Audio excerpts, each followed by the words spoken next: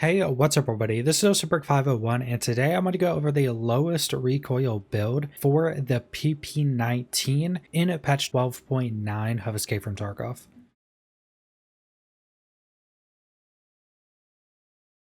Now before we get into the video, 99% of you that watch my videos aren't subscribed, so make sure to subscribe if you want to keep up with all my Escape From Tarkov videos.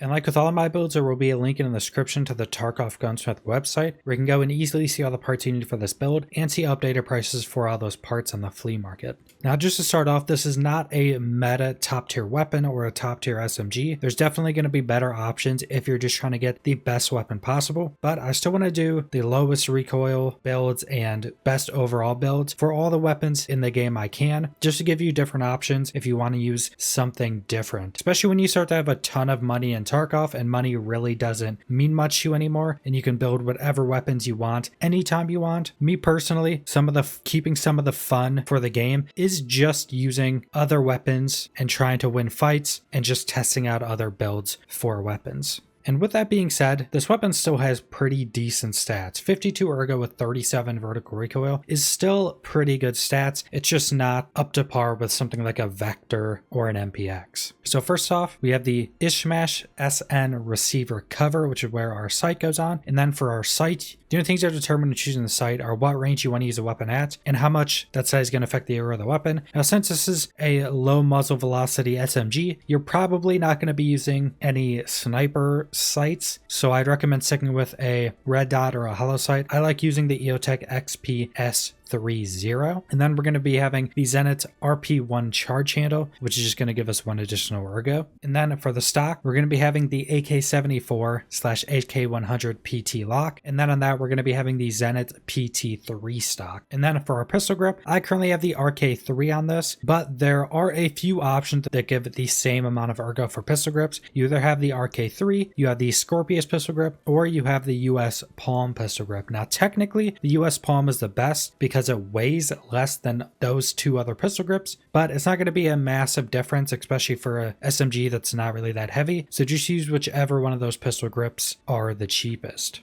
Now, magazines for this weapon is one of the spots that stops this from being a more higher tier weapon, because the biggest mags you can get are 30 rounders. And I just chose the yellow 30 rounders because they weigh slightly less than the other ones. And if I'm not mistaken, the yellow ones also have a faster reload time. But just get whichever one of the 30 rounders is cheapest. Next, for our grip, we're going to be having the Magpul M-Lock 4.1 inch guide. That we're going to be using the Zenit RK2. And personally, with the lowest recoil version of this build, having 52 ergo is very, very usable. So I'd recommend sticking with the RK2. And then for our muzzle device, we're going to be having the Osprey 9 sound suppressor. This is the best suppressor for the weapon, with also the lowest recoil. And that's another buff for the weapon, having the lowest recoil version of the weapon, having a silencer, and with that silencer still having good ergo is a decent buff for the weapon. Then for our tactical device, we're going to be having the Magpul M-Lock 2.5 inch guide. And then on that, I have the D-Ball tactical flashlight. You can use whatever tactical device you want, but I would recommend the D-Ball because it gives you all 4 of the tactical device options in one item. And then we're going to have the PP-19 gas tube. You don't have any options to change that. I also kept the Ishmash rear sight on. There's not really a reason to take it off. And then we're going to be having the Magpul Mo AKM handguard. And I'm pretty sure the different colors for this handguard don't change, so just use whichever one of the handguards is cheapest. And that is the entirety of the lowest recoil PP-19 build. And like I said, this is not going to be some meta weapon. It's not going to be better than a Vepr. It's not going to be better than an MP5 or an MPX. But like I said, this is still a pretty decent weapon with pretty decent stats. And I still want to do the lowest recoil builds for all the weapons I can, just to give some different options if you're getting bored of using some of the more meta weapons. And like I said, there will be a link in the description to the Tarkov Gunsmith website where you can go and check all the items you need for this build and see updated prices for all those parts in the flea market. So subscribe if you want to see more Escape From Tarkov videos. Leave a like if you liked the video. If you comment down below what you guys think about this build, and thanks for watching.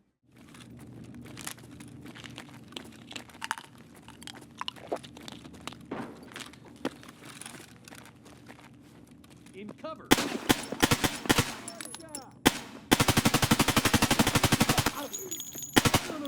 Enemy spotted!